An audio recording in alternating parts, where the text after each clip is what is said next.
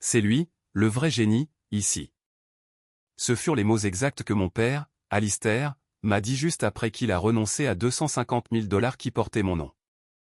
De l'argent que mon défunt grand-père avait économisé et investi depuis le jour de ma naissance. Mon père ne m'a pas regardé quand il a dit ça.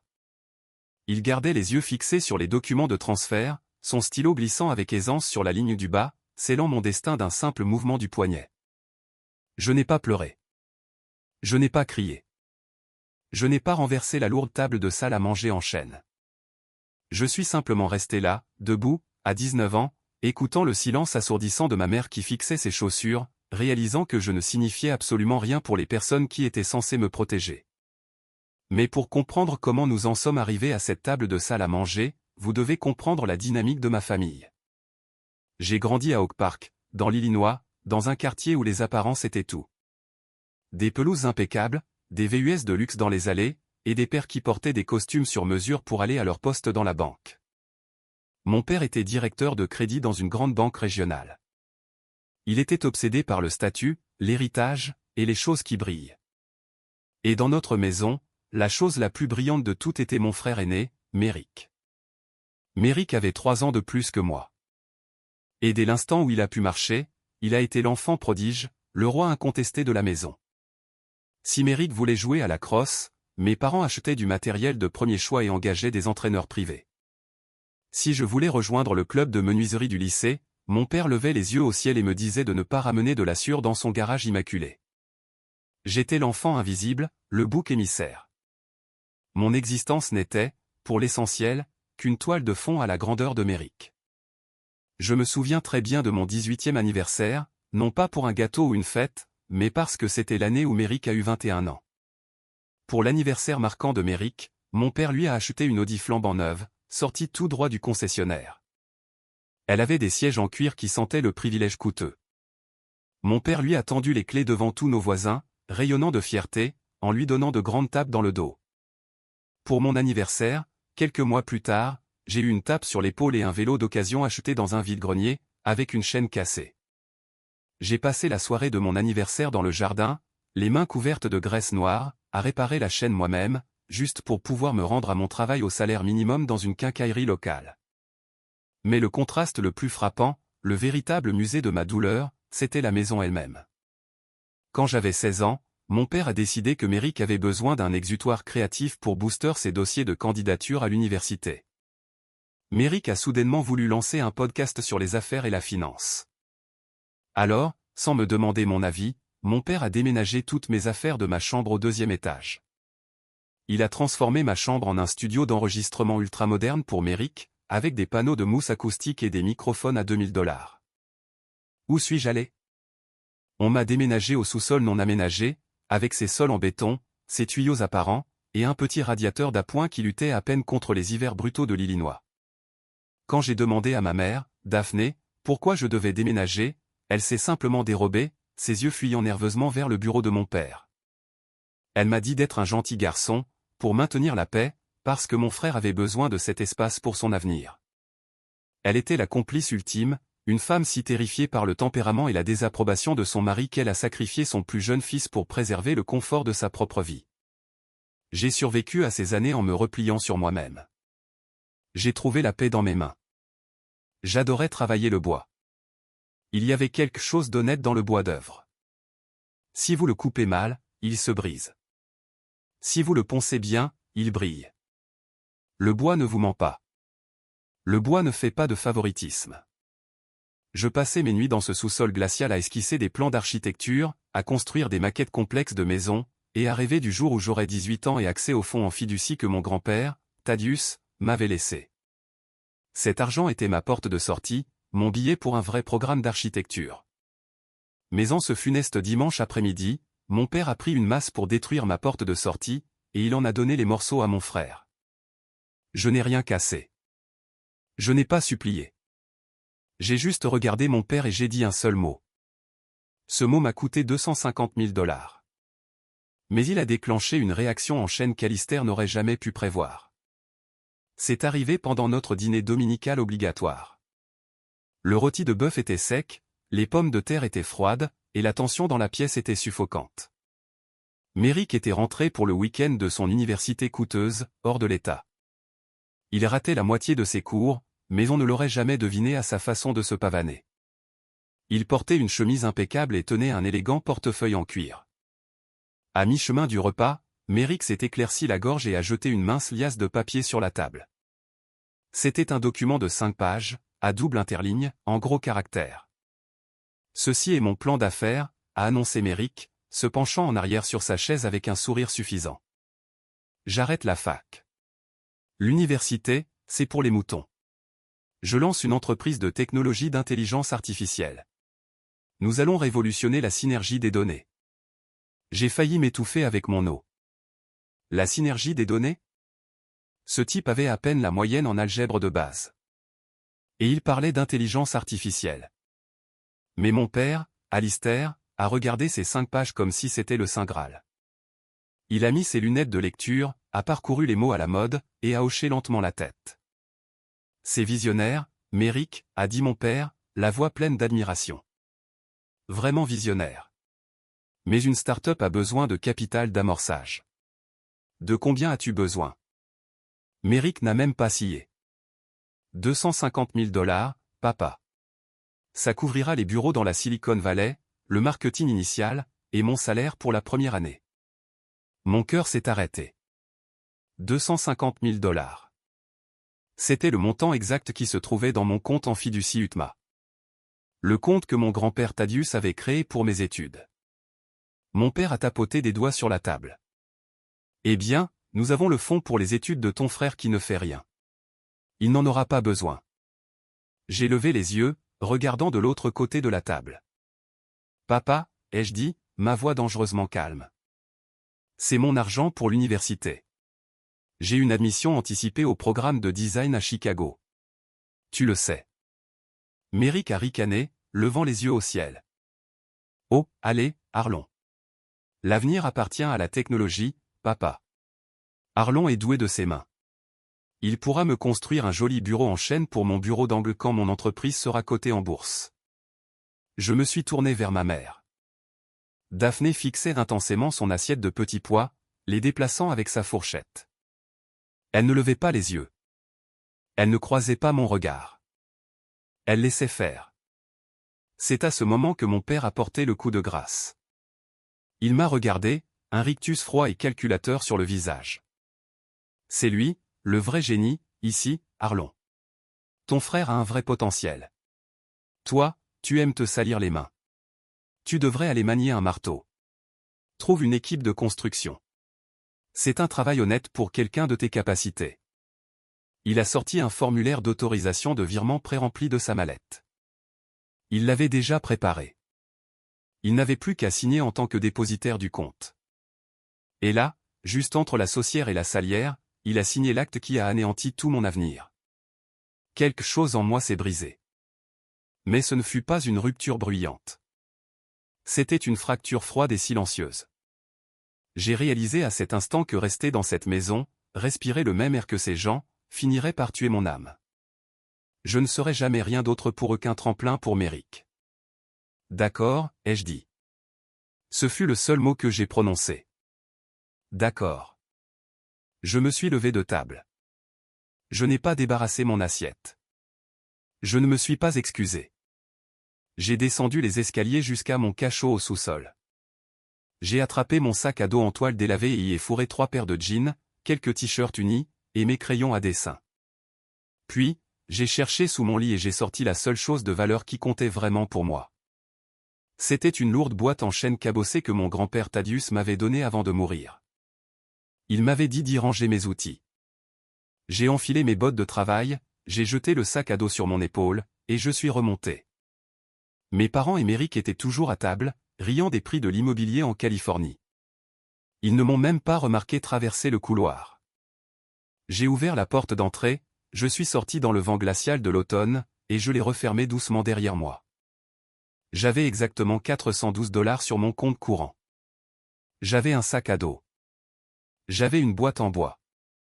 Et j'avais un feu ardent et déchaîné dans ma poitrine, qui ne s'éteindrait pas tant que je ne leur aurais pas prouvé à tous qu'ils avaient tort. Si vous écoutez ceci en ce moment, et que vous avez déjà été l'enfant invisible dans votre propre maison, si vous avez déjà vu vos rêves brisés par les personnes qui étaient censées les nourrir, faites-le moi savoir en laissant un commentaire disant « Je comprends ». Vous n'êtes pas seul, et vous devez entendre ce qui va suivre, car la façon dont j'ai riposté est ce qui compte vraiment. J'ai marché 5 km jusqu'à la gare routière Greyhound. J'ai acheté un aller simple pour Chicago. La ville n'était qu'à 1 heure de route, mais elle me semblait être un univers différent. Alors que le bus quittait Oak Park, j'ai regardé par la fenêtre et je me suis fait une promesse silencieuse. Je ne reviendrai jamais. Pas avant d'être plus grand, plus fort, et intouchable. Chicago, en plein hiver, est absolument sans pitié. Le vent du lac Michigan vous transperce les vêtements comme une lame de rasoir. Et si vous n'avez pas d'argent, la ville vous dévore tout cru. Je suis arrivé avec à peine 300 $ restants. Après le billet de bus et de la nourriture bon marché, j'ai trouvé une minuscule chambre déprimante à louer dans un immeuble délabré du South Side. Les murs étaient fins comme du papier. Le radiateur cliquetait toute la nuit, et j'entendais des souris courir dans le plafond. Mais personne ne m'a posé de questions sur mon père. Personne ne m'a posé de questions sur mon génie de frère. C'était calme. Et pour la première fois de ma vie, l'espace était entièrement à moi. J'avais besoin d'argent immédiatement. Dès le lendemain matin, je me suis présenté sur un chantier de construction résidentielle, portant mes bottes et une veste épaisse, et j'ai demandé du travail au contremaître. Il a regardé mon visage de 19 ans, Harry, et m'a lancé un marteau de charpentier. J'ai commencé ce jour-là. Pendant les 10 mois suivants, ma vie fut un cycle brutal d'épuisement physique. Je travaillais 12 heures par jour, 6 jours par semaine. Je maniais un marteau, exactement comme mon père l'avait suggéré avec moquerie. Je transportais de lourdes planches de bois sur des échafaudages glacés. Je plantais des clous jusqu'à ce que mes avant-bras se contractent et que mes articulations saignent. Les plus âgés de l'équipe étaient rudes, mais ils ont remarqué que j'avais l'œil pour la structure. Je pouvais regarder un plan une seule fois et savoir exactement où les poutres porteuses devaient aller. J'étais rapide et mes coupes étaient parfaitement mesurées. Mais chaque soir, je retournais dans ma chambre glaciale, le corps endolori, les mains couvertes de callosité et d'échardes. L'école d'architecture me manquait. L'avenir que j'étais censé avoir me manquait. Parfois, la colère me montait à la gorge comme de la bile. Je pensais à Méric, assis dans un bureau chaud en Californie, dépensant l'argent de mon grand-père pour des cafés au lait hors de prix et de fausses réunions de travail. Puis vint la veille de Noël, mon premier Noël seul.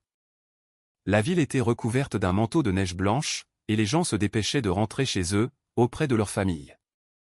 J'étais assis sur mon matelas grumeleux, mangeant une boîte de soupe froide, ressentant un niveau de solitude que je ne soupçonnais pas. J'ai regardé dans le coin de la pièce. La boîte en chêne de mon grand-père Thaddeus était là. C'était le seul morceau de ma famille qu'il me restait. J'ai pris la boîte sur mes genoux et je l'ai ouverte. À l'intérieur se trouvaient les vieux ciseaux et les rubans à mesurer que j'avais emportés avec moi. Je les ai sortis, voulant les nettoyer. En vidant la boîte, mes doigts ont frôlé le panneau intérieur du fond. Grâce à ma conscience spatiale, parce que j'avais passé des années obsédé par les dimensions et la géométrie, j'ai remarqué quelque chose que n'importe qui d'autre aurait manqué. La profondeur intérieure de la boîte ne correspondait pas aux dimensions extérieures. Il y avait un écart d'exactement un demi-pouce. Mon cœur s'est mis à battre la chamade. J'ai attrapé un tournevis à tête plate et je l'ai soigneusement inséré dans la jointure le long du bord inférieur.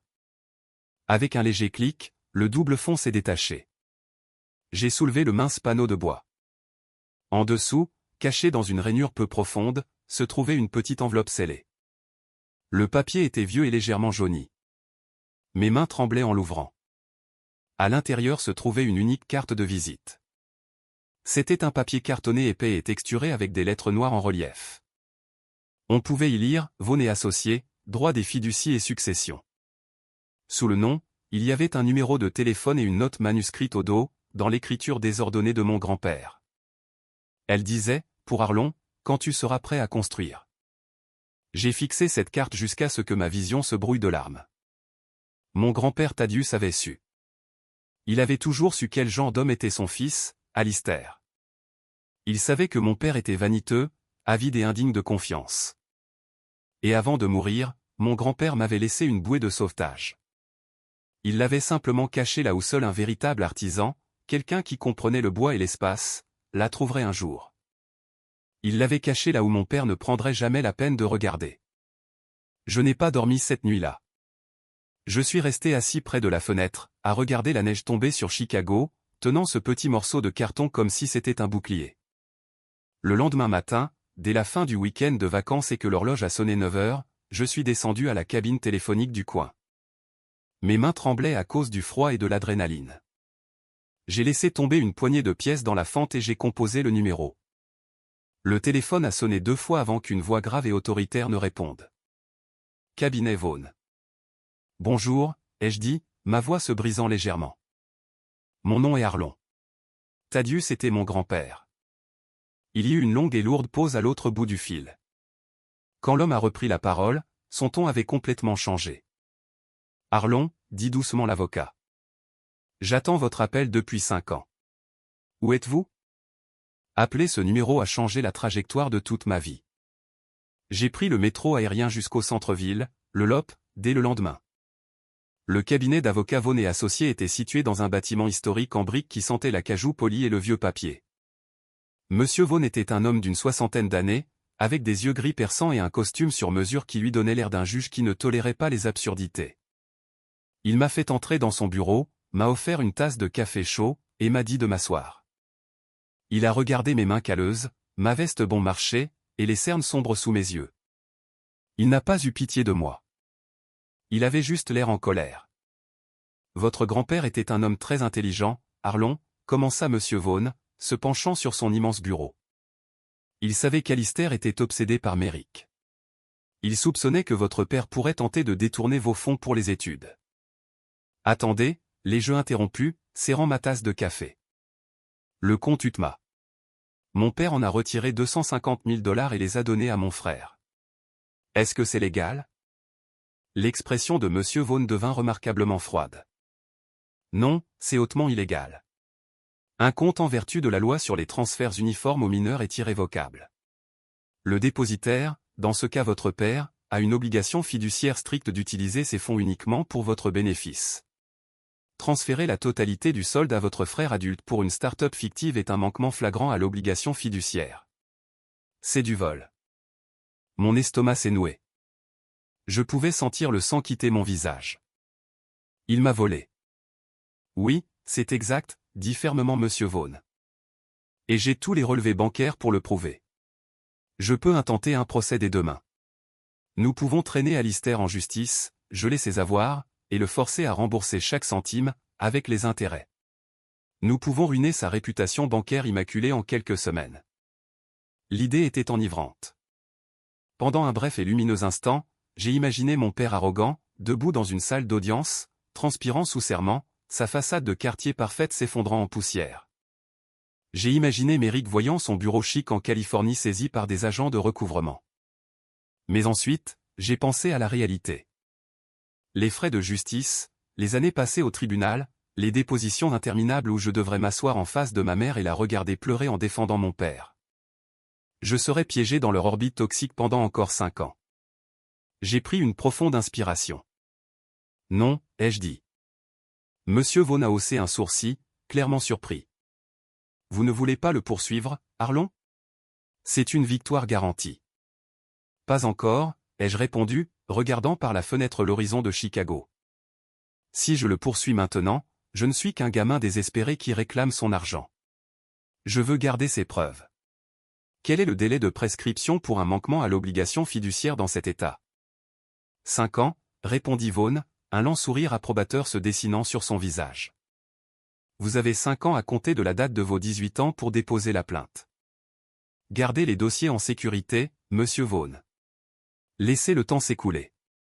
Je vais d'abord construire ma propre vie. Quand je lui lancerai cette bombe, je veux le regarder de haut, depuis le dernier étage. Monsieur Vaughn gloussa, d'un son sec et rauque. Vous êtes exactement comme Thaddeus. Ce qui m'amène à la deuxième raison de votre présence ici.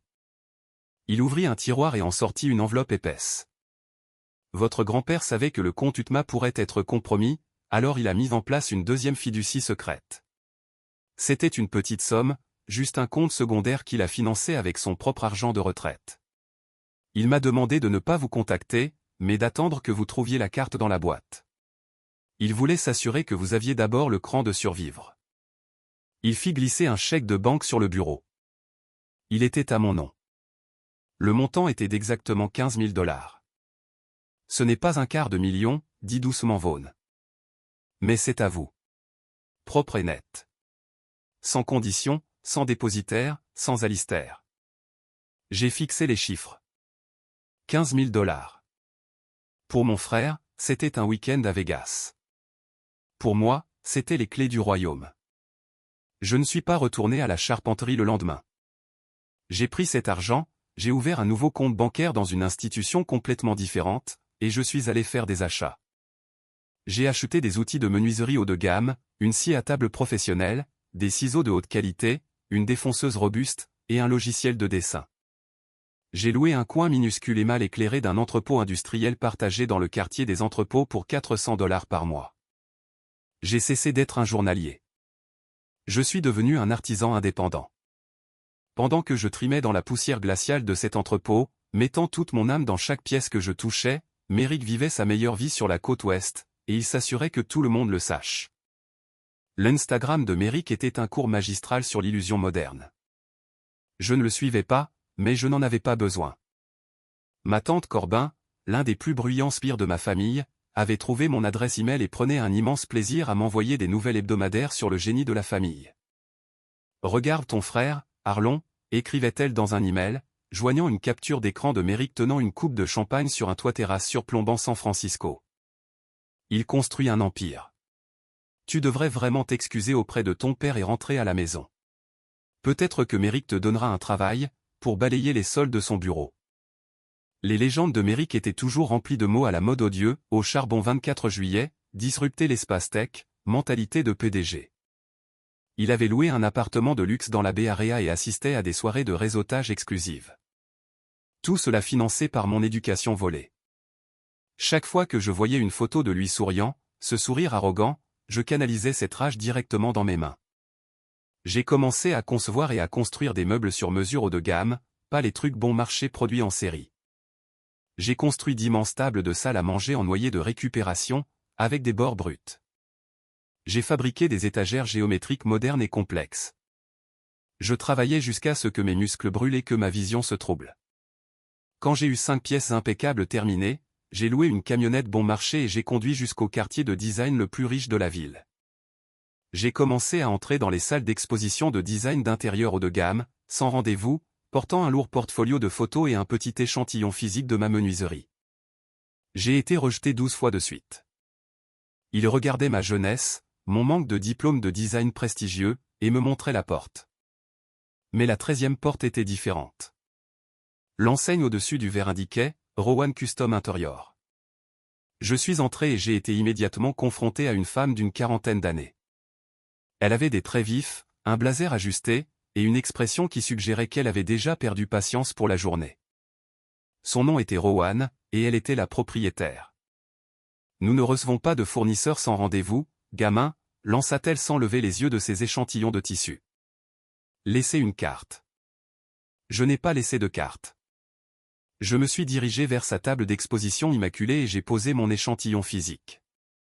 C'était un assemblage à queue d'aronde parfaitement exécuté, fait de merisier foncé et d'érable clair, poncé si lisse qu'il semblait être en verre. « Je n'ai pas de carte », ai-je dit calmement. « Mais j'ai des mains et j'ai du temps. Vous vendez du luxe, mais votre menuisier actuel utilise des vis et du mastic à bois sur vos vitrines d'exposition. Je peux voir les interstices d'ici. » Rowan s'est arrêtée. Elle m'a regardé, m'a vraiment regardé, ses yeux se plissant. Elle a pris mon assemblage à queue d'aronde, a passé son pouce sur la connexion sans faille, puis a regardé mon portfolio. Elle a feuilleté les pages de mes croquis d'architecture et de mes meubles finis. Le silence a duré 3 minutes angoissantes. « Qui vous a appris ça ?» a-t-elle finalement demandé, sa voix baissant d'un octave. « Mon grand-père », ai-je répondu. « Et la nécessité. » Rowan était un requin, mais c'était un requin juste. Elle reconnaissait le talent brut parce qu'elle avait bâti sa propre entreprise à partir de rien. Elle ne se souciait pas de mon âge ou de mon manque de diplôme. Elle se souciait de l'exécution. J'ai un client dans la Gold Coast, dit-elle en croisant les bras. Ils veulent une table de salle de conseil sur mesure de 3,6 mètres en acajou africain pour jeudi prochain. Mon constructeur principal vient de démissionner. Si vous pouvez la livrer parfaitement, je vous paierai 10 000 $. Si vous la ratez, vous ne remettrez plus jamais les pieds dans ma salle d'exposition. Je l'ai livrée le mercredi. Elle était impeccable. Le client était ravi, et Rowan était stupéfaite. Elle ne s'est pas contentée de me payer. Elle m'a offert un poste permanent de fabricant principal. Au cours des 2 années suivantes, nous sommes devenus une équipe inarrêtable. Rowan avait les relations dans la haute société, le discours de vente, et le sens des affaires. J'avais la vision et le savoir-faire. Elle a commencé à m'amener aux réunions avec les clients. Quand les clients demandaient des rénovations architecturales impossibles, j'esquissais les solutions structurelles juste devant eux. Je ne construisais plus seulement des meubles. Je concevais des agencements intérieurs complets, des escaliers sur mesure, et des extensions de maisons de luxe. Rowan me payait incroyablement bien, et j'économisais chaque centime. J'ai quitté la chambre infestée de rats pour un appartement propre et modeste. J'ai amélioré mes outils. Je respirais enfin. Mais juste au moment où je trouvais mes marques, ma grande opportunité était sur le point de me coûter tout ce qu'il me restait. À la fin de ma 3e année à Chicago, j'avais 22 ans et je fonctionnais comme le directeur créatif officieux de Rowan Custom Interior. Les choses s'annonçaient brillamment jusqu'à ce que la catastrophe frappe. Rowan avait pris un risque énorme sur un contrat commercial. Nous avions passé 6 mois à concevoir et à fabriquer l'intérieur d'un nouvel hôtel-boutique de luxe massif en centre-ville. Nous avions avancé des centaines de milliers de dollars en matériaux de première qualité. Mais juste avant la grande ouverture, le promoteur de l'hôtel a fait faillite. L'entreprise a fermé, les actifs ont été gelés par la justice, et ils n'ont pas honoré notre dernier paiement massif. Je suis entré dans la salle d'exposition un mardi matin pour trouver Rowan assise par terre, entourée de documents financiers, l'air complètement abattu. « Nous sommes finis, Arlon, dit-elle d'une voix creuse. Nous ne pouvons pas payer les salaires la semaine prochaine. Je vais devoir liquider l'entrepôt juste pour rembourser nos fournisseurs de matériaux. Je suis tellement désolé, gamin. Tu vas devoir trouver un autre travail. » Je suis resté là, à regarder cette femme qui avait donné sa chance à un gamin sale et en colère de 19 ans. Elle était la seule personne dans le monde des affaires à m'avoir jamais traité avec respect. Je n'allais pas la laisser tout perdre.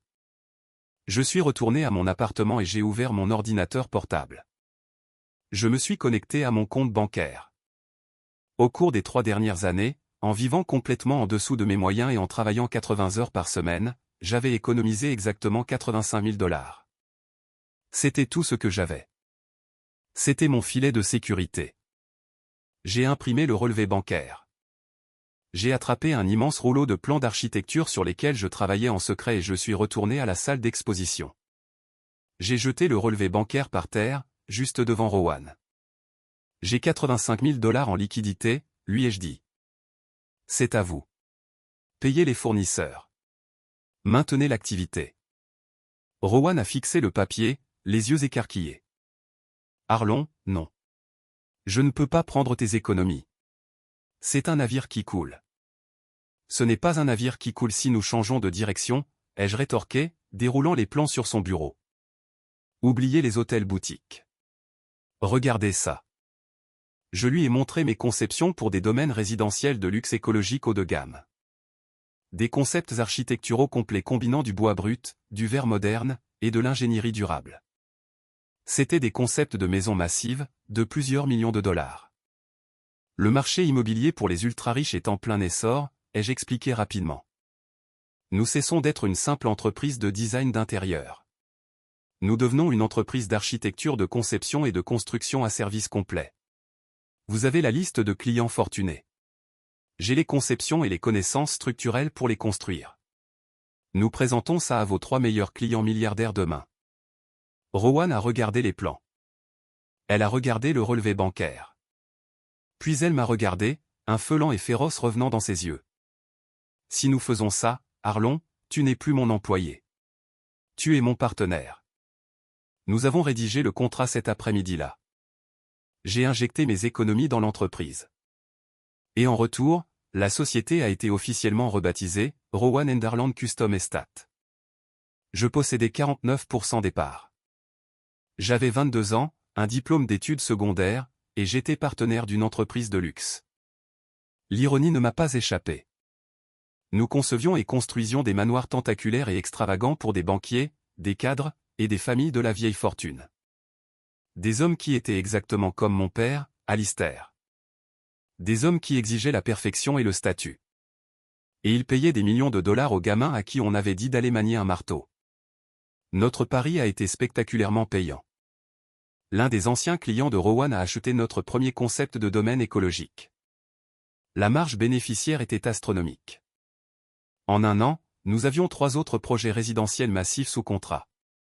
J'avais enfin mon nom sur la porte vitrée d'un magnifique bureau d'angle. J'étais assis à un immense bureau sur mesure que j'avais construit moi-même, regardant la rivière Chicago. J'avais gagné. J'avais survécu au vol de mon avenir et j'en avais construit un nouveau de mes propres mains. Mais pendant que mon empire s'élevait, le faux génie de Merrick s'effondrait violemment, et la trajectoire de collision entre ma réalité et leur illusion était sur le point de se produire d'une manière que personne n'attendait. Si vous êtes arrivé jusqu'ici et que vous avez apprécié tout ce que Arlon a accompli, assurez-vous de laisser un « j'aime » sur cette vidéo, de vous abonner à, et de laisser un commentaire avec le nom de la ville d'où vous regardez. Chaque commentaire aide l'algorithme à recommander cette vidéo à plus de spectateurs. Merci beaucoup de soutenir. Pendant que j'étais occupé à bâtir un empire de 12 millions de dollars à Chicago, l'illusion soigneusement construite du génie de mon frère s'effondrait violemment sur la côte ouest. Il s'avère qu'on ne peut pas vraiment créer une entreprise de technologie d'intelligence artificielle quand sa seule compétence technique est de savoir quel filtre Instagram vous donne l'air d'un PDG. Au cours de ma 4e année à Chicago, la start-up de Merrick avait échoué de manière spectaculaire et flamboyante. Il n'y avait pas de produit. Il n'y avait pas de logiciel. Il n'y avait pas de synergie révolutionnaire des données. Il n'y avait qu'une traînée de cartes de crédit au maximum, de beaux rompus, et d'investisseurs en colère qui ont vite réalisé que Merrick n'était rien de plus qu'un gamin beau parleur qui jouait à se déguiser avec l'argent de quelqu'un d'autre. Il avait flambé l'intégralité des 250 000 $ de mon fonds en fiducie volés en moins de 2 ans. Il les avait dépensés en appartements de luxe, en dîners de réseautage hors de prix, en services de bouteilles dans des clubs exclusifs, et en une équipe de consultants inutiles qui l'ont plumé. Quand l'argent du fonds en fiducie s'est épuisé, Merrick a commencé à contracter des prêts commerciaux à taux d'intérêt élevés et à maximiser ses cartes de crédit personnelles pour maintenir les apparences de richesse. Il a réussi à accumuler 100 000 $ supplémentaires de dettes pures avant que tout le château de cartes ne s'effondre. Sa voiture de luxe a été saisie au milieu de la nuit. Il a été expulsé de son appartement en hauteur. L'enfant prodige de la famille Hilton était officiellement fauché, sans emploi, et face à une ruine financière absolue. Naturellement, il est revenu en rampant vers la seule personne assez folle pour continuer à financer ses illusions. Il a appelé Alistair, mon père. Un homme qui avait bâti toute son identité sur le succès de son fils aîné, a paniqué. Admettre que Merrick était un échec signifiait admettre que son propre jugement était erroné. Cela signifiait admettre qu'il avait volé l'avenir de son plus jeune fils pour absolument rien. Alistair ne pouvait pas supporter ce niveau de blessure narcissique. Alors, au lieu de laisser Merrick faire face aux conséquences de ses actes, mon père a redoublé d'efforts. Il a discrètement vidé ses propres comptes d'épargne retraite. Il a contracté une énorme 2e hypothèque sur la maison de banlieue immaculée d'Oak Park. Il a versé des dizaines de milliers de dollars pour rembourser les créanciers les plus agressifs de Merrick, juste pour éviter à son fils le tribunal de faillite. Mais c'était un trou noir. Le salaire de banquier de mon père, bien que confortable, n'a jamais été conçu pour absorber un désastre à 6 chiffres de cette ampleur. La pression financière a complètement brisé le foyer. Ma mère, Daphné, qui avait passé toute sa vie d'adulte à jouer la femme au foyer silencieuse et soumise, a été soudainement forcée de faire face à la réalité des choix désastreux de mon père. Pour la première fois en 30 ans, elle a dû trouver un travail. Elle a été embauchée comme caissière dans un Walmart local. La femme qui organisait autrefois d'élégants dîners de quartier scannait maintenant des produits d'épicerie à prix réduit, debout pendant 8 heures par jour, souriant avec excuse aux voisins qui la reconnaissaient. Elle payait le prix de son silence. Et que faisais-je pendant que ma famille se noyait dans sa propre création? J'étais au sommet absolu de mon industrie. Rowan Enderland Custom Estate avait explosé. Le marché du luxe écologique était avide de nos créations. Nous ne construisions plus seulement des maisons. Nous créions des chefs-d'œuvre architecturaux. Notre chiffre d'affaires annuel a dépassé la barre des 12 millions de dollars. Nous avons déménagé notre siège social du quartier des entrepôts poussiéreux pour louer un immense étage tentaculaire dans une tour de bureau de premier ordre, au centre de Chicago. L'espace était à couper le souffle. J'en ai conçu chaque centimètre moi-même. Les sols étaient en béton poli. Les murs étaient des baies vitrées du sol au plafond. Et tout le bureau était rehaussé d'immenses poutres en bois brut que j'avais personnellement sélectionnées et fraisées. Nous avons embauché 60 employés. Nous avions des équipes d'architectes juniors, de designers d'intérieur, de chefs de projet, et un personnel administratif complet. J'avais 23 ans. Je portais des costumes sur mesure aux réunions avec les clients. Je conduisais un camion fiable et discret. Ma vie m'appartenait. Je n'avais pas la moindre dette à mon nom. Et j'avais une équipe de 60 professionnels brillants qui se tournaient vers moi pour leur leadership. Le contraste était presque poétique. Le fils à qui on avait dit d'aller manier un marteau avait bâti un empire. Le fils à qui on avait donné $250 000 avait bâti un cimetière de dettes. Je ne connaissais pas toute l'étendue de leur misère à l'époque, car je les avais toujours tous complètement bloqués. Mais l'univers a une drôle de façon de s'assurer que la vérité trouve toujours la lumière. Et la lumière, dans ce cas, était la couverture d'un magazine sur papier glacé. L'industrie de l'architecture et du design est étonnamment petite et très compétitive. Quand vous avez 23 ans et que vous co-dirigez une entreprise qui génère 12 millions de dollars par an, les gens le remarquent. Un important magazine national d'architecture a contacté notre responsable des relations publiques. Il préparait un grand numéro spécial intitulé « Top 40 des moins de 40 ans, les créateurs de chefs d'œuvre ». Il voulait faire mon portrait. Au début, j'ai dit à Rowan de refuser. Je préférais le travail discret. J'aimais être dans le laboratoire de conception, enfoui sous les plans et les échantillons de bois. Mais Rowan, femme d'affaires toujours brillante, m'a regardé comme si j'avais perdu la tête. « Tu vas faire cette interview, Arlon ?» a-t-elle dit, en pointant un stylo en or vers moi. « C'est du marketing gratuit qui vaut des centaines de milliers de dollars. Tu vas mettre ton plus beau costume. Tu vas sourire pour la caméra, et tu vas faire savoir au monde entier qui a bâti cette entreprise. » J'ai accepté. Le magazine a envoyé une équipe de photographes professionnels à notre siège du centre-ville. Ils m'ont fait poser dans notre hall principal, debout devant un immense escalier suspendu sur mesure que j'avais conçu en acier et en chaîne de récupération. Je portais un costume bleu marine foncé impeccable, une chemise blanche immaculée, et pas de cravate. J'avais l'air calme, autoritaire, et plus âgé que mon âge. L'article qui accompagnait la photo était incroyablement flatteur. Il détaillait mon ascension rapide dans l'industrie, la croissance massive du chiffre d'affaires de Rowan Enderland Custom Estate, et louait ma capacité unique à mélanger la menuiserie brute avec une vision architecturale haut de gamme. Il me qualifiait de prodige. Il ne mentionnait pas une seule fois ma famille. Il déclarait simplement que j'étais autodidacte et farouchement indépendant. Le magazine est sorti en kiosque et sur les plateformes numériques un mardi. Le jeudi soir, la bombe avait explosé à Oak Park, Illinois. C'est ma tante Corbin, la commère ultime de la famille et le principal singe volant, qui a allumé la mèche. Elle était assise dans la salle d'attente d'un dentiste, feuilletant des magazines, quand elle a tourné la page et a vu une pleine page de son neveu. Le même neveu qui était censé être un simple ouvrier du bâtiment. Elle a failli s'étouffer avec son café. Elle a immédiatement sorti son smartphone, a pris une photo de l'article, a trouvé le lien en ligne, et a envoyé un SMS groupé à mes parents et à mon frère. Son message était court et dégoulinait de choc. « Alistair, tu vois ça ? Arlon est millionnaire. Il possède une énorme entreprise à Chicago. Pourquoi n'as-tu rien dit à personne ? » Je ne peux qu'imaginer le silence suffocant qui s'est abattu sur la maison Hilton lorsque ce SMS est arrivé. D'après ce que j'ai appris plus tard, Alistair était assis dans son fauteuil usé, sirotant un verre de whisky bon marché, stressé par le paiement de la deuxième hypothèque. Il a ouvert le lien sur son téléphone. Il a fixé la photo de moi dans mon costume sur mesure. Il a lu les mots « 12 millions de dollars de chiffre d'affaires ». Il a vu le vaste siège social vitré. Un père normal aurait ressenti une vague de fierté. Un père normal aurait pleuré de joie en réalisant que son plus jeune fils avait réalisé le rêve américain. Mais Alistair n'était pas un père normal. C'était un narcissique qui venait de se voir prouver de manière spectaculaire et indéniable qu'il avait tort.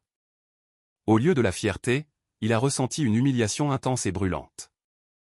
Son ego était brisé. Le fils qu'il avait rejeté avait bâti un empire, tandis que le fils qu'il avait idolâtré dormait dans sa chambre d'enfant, se cachant des agents de recouvrement. Et puis, la cupidité s'est installée. Merrick, qui était assis de l'autre côté du salon, a lu l'article par-dessus l'épaule de mon père. Ses yeux se sont écarquillés à la mention de la valorisation de l'entreprise. Dans son esprit tordu et désespéré, il n'a pas vu mon succès comme un triomphe personnel. Il l'a vu comme une bouée de sauvetage. Il a vu une tirelire. Nous devons aller le voir, a dit Merrick à mon père, sa voix bourdonnant d'une énergie nerveuse et frénétique. C'est la famille, papa. Il a plein d'argent. Il pourrait me faire un prêt pour rembourser les cartes de crédit. Il pourrait te donner l'argent pour solder la deuxième hypothèque. Il nous le doit. L'ego meurtri d'Alistair s'est avidement accroché à cette logique tordue. Oui, bien sûr. Dans l'esprit d'Alistair, il était toujours le patriarche. Il était toujours le roi. Il s'est convaincu que mon succès était en quelque sorte un sous-produit de son éducation sévère.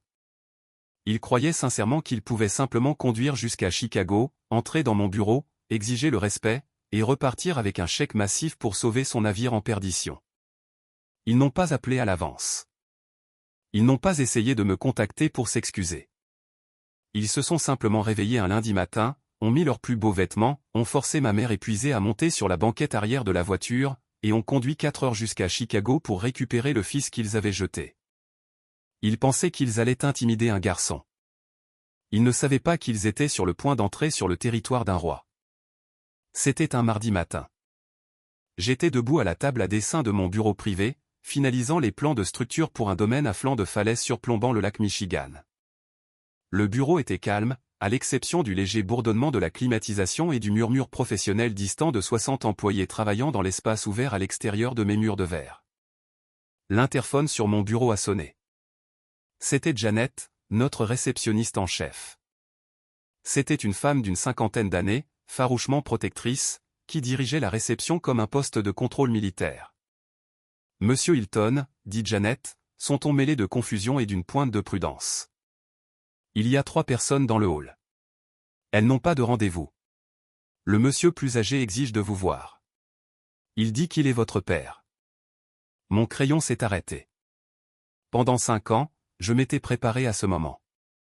Je l'avais rejoué dans ma tête 1000 fois, en maniant un marteau dans le froid glacial, en ponçant du bois jusqu'à ce que mes doigts saignent, en signant des contrats de plusieurs millions de dollars. Je savais que ce jour viendrait. Laissez-les attendre, ai-je dit à Janet, ma voix parfaitement stable. Mettez-les dans la salle de réunion exécutive vitrée. Offrez-leur de l'eau. Mais ne leur donnez pas de café. Je sortirai dans exactement 15 minutes. Oui, monsieur, a-t-elle répondu. Je ne me suis pas pressé. J'ai pris mon temps. J'ai soigneusement roulé mes plans et les ai placés dans un tube en cuir. Je me suis dirigé vers mon classeur privé, j'ai déverrouillé le tiroir du bas, et j'en ai sorti un mince dossier manille. C'était le même dossier que M. Vaughn m'avait donné il y a 5 ans. Je ne l'avais jamais ouvert, mais j'avais toujours su exactement où il était. Pendant que j'attendais, je me suis permis de regarder à travers le mur de verre de mon bureau, vers la salle de réunion à l'autre bout de l'étage. Le contraste esthétique était presque comique. Mon hall d'entrée était un chef-d'œuvre de la richesse moderne. Les sols étaient en pierre sombre polie. Le bureau de la réception était un bloc massif de marbre blanc. Le logo, Rowan Enderland Custom Estate, était monté en laiton brossé sur un mur de lattes de bois acoustique. Et assis maladroitement au centre de toute cette puissance se trouvaient mes parents et mon frère. Alistair portait un costume qui datait d'au moins 10 ans. Il était légèrement trop serré au niveau du ventre, le tissu usé au coude. Il essayait de projeter un air d'autorité, assis le torse bombé, mais ses yeux parcouraient nerveusement la pièce, mesurant l'ampleur de l'opération. Il était intimidé, et il essayait désespérément de le cacher. Merrick ressemblait à un ballon dégonflé.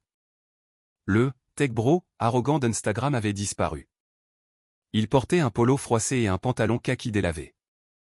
Il avait l'air épuisé, pâle, et terrifié. Il n'arrêtait pas de fixer les jeunes architectes qui passaient devant la vitre, regardant des gens de son âge faire un travail réel et très bien payé alors que lui n'avait rien. Et puis il y avait Daphné. Ma mère était assise raidement dans un fauteuil en cuir de designer, serrant un sac à main bon marché en simili-cuir contre sa poitrine comme un bouclier. Elle avait l'air d'avoir 10 ans de plus. Le stress du travail au supermarché et de la vie avec 2 hommes en échec avait creusé de profondes rides grises sur son visage. Elle regardait mon magnifique bureau avec de grands yeux remplis de larmes. Je les ai laissés s'asseoir là pendant les 15 minutes complètes. J'ai laissé le poids psychologique du bâtiment les écraser. Je les ai laissés regarder mes employés, ma sécurité, mon succès. Je les ai laissés mariner dans la réalité absolue qu'ils n'avaient absolument aucun pouvoir ici. Quand les 15 minutes furent écoulées, j'ai pris le dossier manille. J'ai lissé les revers de ma veste sur mesure, j'ai poussé la porte de mon bureau, et j'ai entrepris la longue marche à travers l'étage.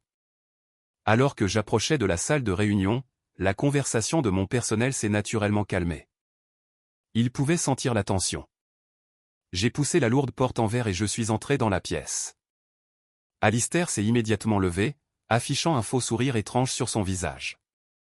Il a tendu la main comme s'il saluait un jeune employé de banque. « Arlon, mon garçon », claironna Alistair, sa voix résonnant légèrement dans la pièce acoustique. « Regarde-moi cet endroit. J'ai toujours su que tu étais un travailleur acharné. Ta mère et moi sommes si fiers de ce que tu as construit. » Je n'ai pas pris sa main. Je l'ai juste regardé jusqu'à ce qu'il la baisse lentement et maladroitement. Je suis passé devant lui et j'ai pris le siège au bout de l'immense table en acajou africain, le même type de table que j'avais construite pour démarrer dans cette ville. J'ai placé le dossier manille parfaitement au centre du bois. Je me suis penché en arrière, j'ai joint le bout de mes doigts, et j'ai regardé les 3 étrangers assis dans ma salle de réunion. « Bonjour, Alistair », ai-je dit, ma voix froide, professionnelle, et dénuée de toute chaleur familière. « Vous n'avez pas de rendez-vous, et mon tarif de consultation horaire est de 1000 $. Alors, faisons vite. Pourquoi êtes-vous dans mon immeuble? Si vous êtes arrivé jusqu'ici dans l'histoire et que votre cœur bat aussi vite que le mien dans cette salle de réunion, j'ai besoin que vous fassiez quelque chose pour moi. Laissez un commentaire ci-dessous avec le mot « terminé ». C'est le code secret pour les vrais fans de qui regardent jusqu'à ce que la vraie justice soit rendue. Je mettrai personnellement un cœur et répondrai à chaque commentaire qui dit « terminé ». Merci pour votre soutien incroyable. La température dans la pièce a semblé chuter de 10 degrés. Le faux sourire paternel d'Alistair a tressailli puis a disparu, remplacé par un éclair de la vieille colère arrogante que je connaissais si bien.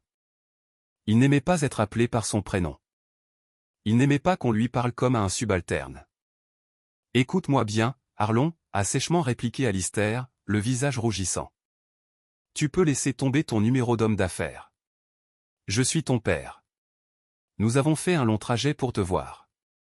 Nous sommes une famille, et les familles doivent se serrer les coudes, surtout dans les moments difficiles. Je n'ai pas bougé d'un pouce. » « Des moments difficiles ? » ai-je demandé doucement. « Je vis un trimestre record. Mes temps sont excellents. » Méric s'est penché en avant, ses mains tremblant légèrement sur le bois poli. « Allez, Arlon. Ne sois pas comme ça.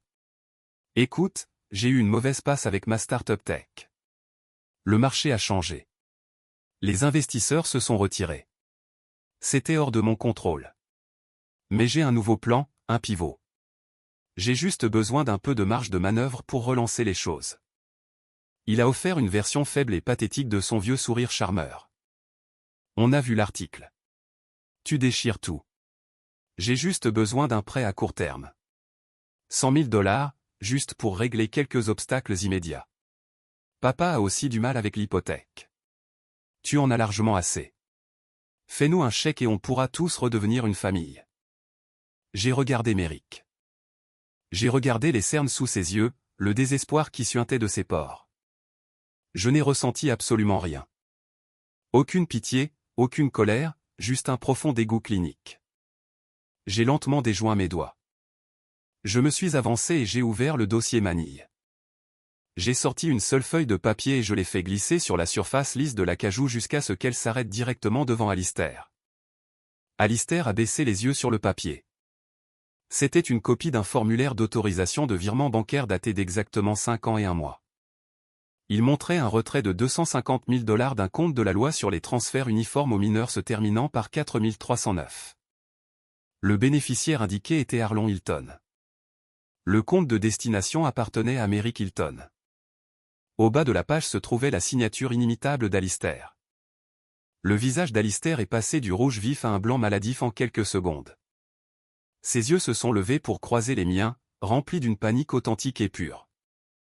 Vous voyez, Alistair, ai-je commencé, ma voix portant le calme constant et létal d'un bourreau lisant une sentence.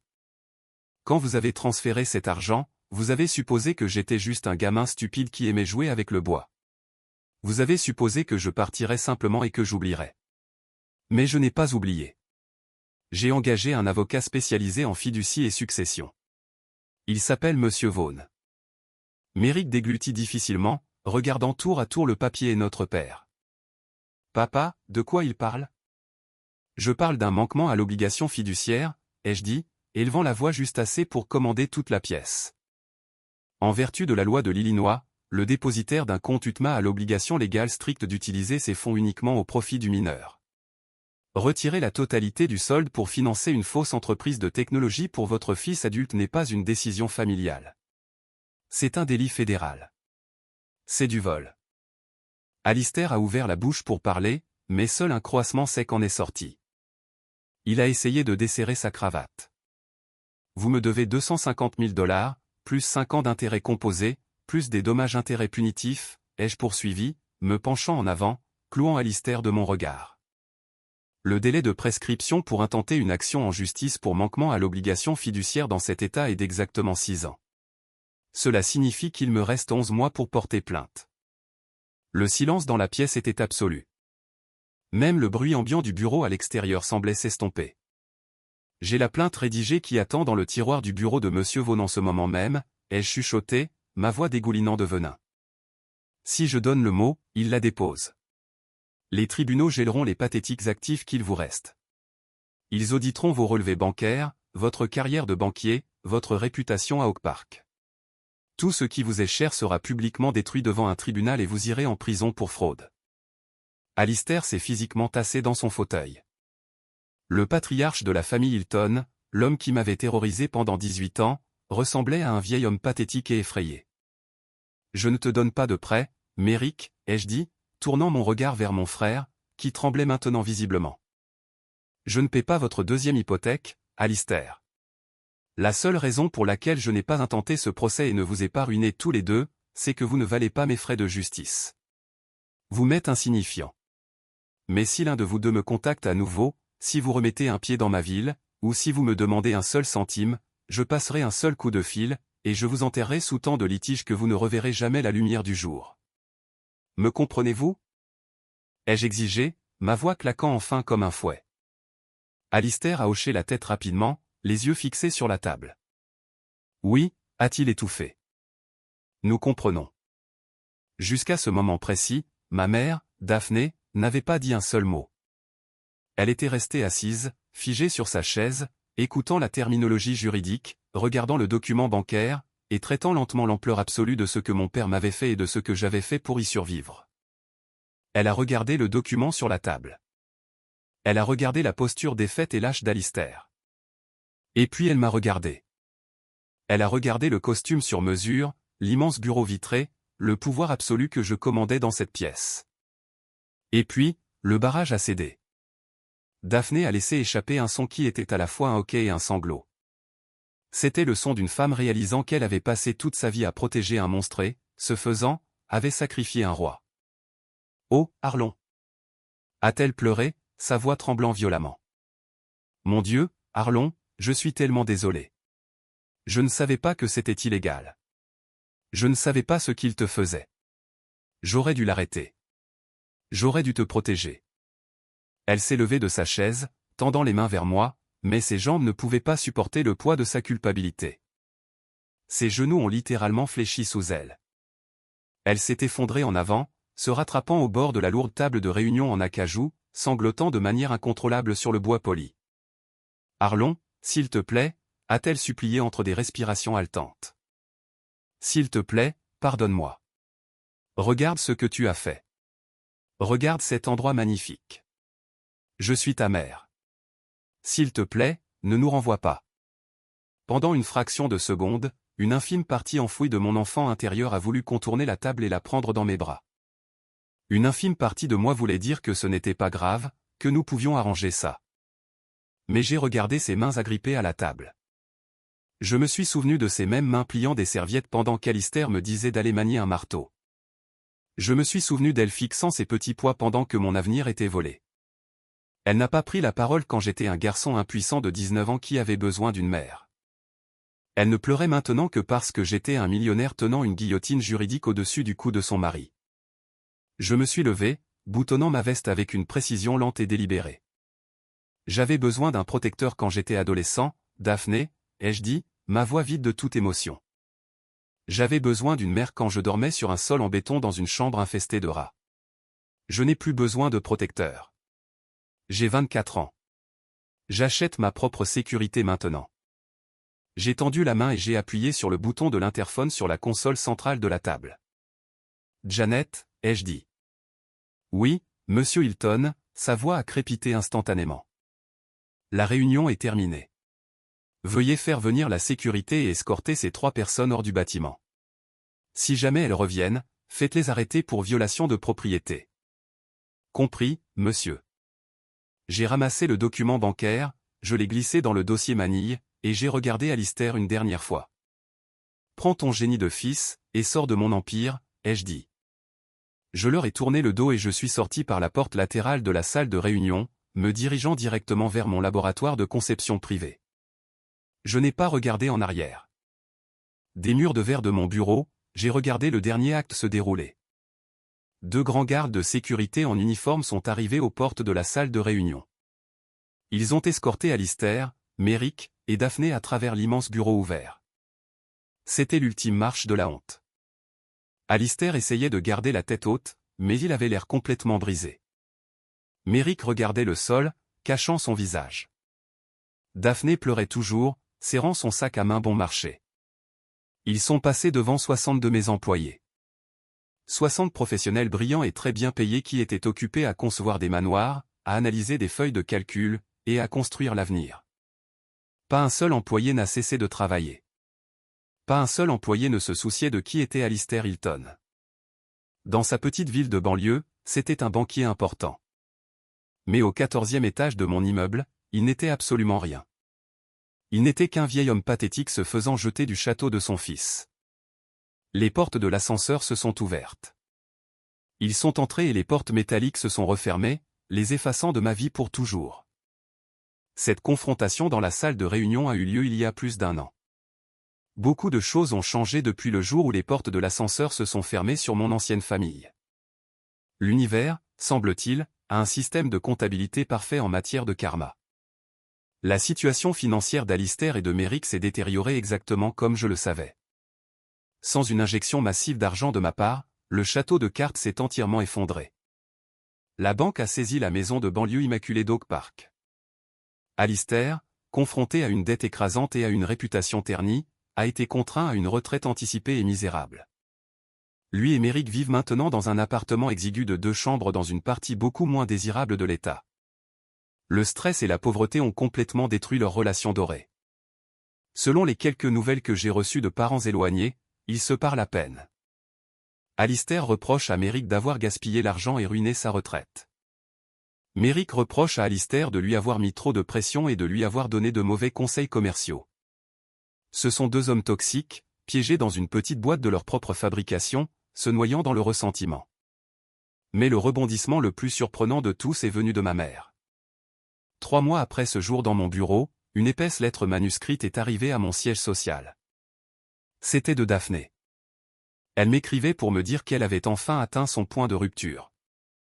Voir ce que j'avais construit et voir la lâcheté absolue d'Alistair dans cette salle de réunion a brisé l'illusion sous laquelle elle avait vécu pendant 30 ans. Elle a réalisé qu'elle avait gâché sa vie à servir un homme cruel et qu'elle avait perdu son seul fils décent dans le processus. À 53 ans, Daphné a demandé le divorce. Elle a quitté la maison avant qu'elle ne soit saisie. Elle a loué un minuscule studio pour elle seule. Elle a gardé son travail de caissière à Walmart et a utilisé son petit salaire pour s'inscrire à un programme de collège communautaire afin d'obtenir sa certification en comptabilité. La femme qui avait permis le vol de mon éducation payait enfin pour la sienne. La lettre faisait 6 pages. Elle était remplie d'excuses, de regrets, et de supplications désespérées pour obtenir mon pardon. Elle disait qu'elle essayait de reconstruire sa vie, d'essayer de trouver sa propre colonne vertébrale, et qu'elle espérait qu'un jour je lui permettrais de m'offrir une tasse de café. Elle a dit qu'elle ne voulait pas de mon argent. Elle voulait juste connaître son fils. J'ai lu la lettre 2 fois. Je l'ai pliée soigneusement et je l'ai placée au fond de la boîte en chêne de mon grand-père Thaddeus, juste à côté de la carte de visite de l'avocat qui m'a sauvé la vie. Je ne lui ai pas répondu. Je ne l'ai pas appelé. Les gens me demandent comment je peux être si froid. Ils me disent qu'elle fait un effort, qu'elle a quitté mon père toxique, qu'elle essaie de changer. Ils me disent que la famille, c'est tout. Mais quand je regarde la vie incroyable que j'ai construite, quand je regarde la paix dans mon âme, je réalise que mon succès est né de mon absence. Si je la laisse revenir, j'ouvre la porte au souvenir de cette table de salle à manger. J'ouvre la porte à la femme qui fixait ses petits pois pendant que mon père me disait d'aller manier un marteau. Le pardon est peut-être une vertu, mais l'autopréservation est une nécessité. J'ai 24 ans. J'ai une entreprise qui change l'horizon de cette ville. J'ai une partenaire qui me respecte. J'ai des mains qui peuvent construire des manoirs à partir de bois brut et un esprit qui refuse d'être à nouveau manipulé. J'ai trouvé ma paix le jour où j'ai cessé d'avoir besoin de leur validation. Je garde cette lettre dans la boîte comme un rappel. Un rappel qu'il ne faut pas s'immoler par le feu pour garder sa famille au chaud. Un rappel que parfois, l'acte d'amour le plus profond que vous puissiez vous offrir est de partir et de ne jamais regarder en arrière. Mais je vous laisse en juger, vous, le jury d'Internet. J'ai protégé ma richesse, ma dignité, et ma tranquillité d'esprit. J'ai brisé les personnes qui ont essayé de me détruire. Mais ma mère est là, à 53 ans, travaillant à une caisse et suppliant pour une seconde chance. Dites-moi, ai-je tort de laisser sa lettre dans cette boîte en bois? Ai-je tort de refuser de pardonner à la femme qui était tout autant une victime de mon père que moi, mais qui a choisi de garder le silence quand j'avais le plus besoin d'elle? Si cette histoire a résonné en vous, si vous avez déjà dû vous éloigner de membres de votre famille toxique pour protéger votre propre paix, s'il vous plaît, cliquez sur le bouton « J'aime » et abonnez-vous à la chaîne. Bienvenue sur « Où nous transformons notre douleur en pouvoir et notre silence en succès ». Partagez cette vidéo avec quiconque a besoin de l'entendre aujourd'hui, et n'oubliez pas de laisser vos réflexions sur ma question finale dans les commentaires ci-dessous. D'ici la prochaine fois, restez fort et continuez à construire votre empire.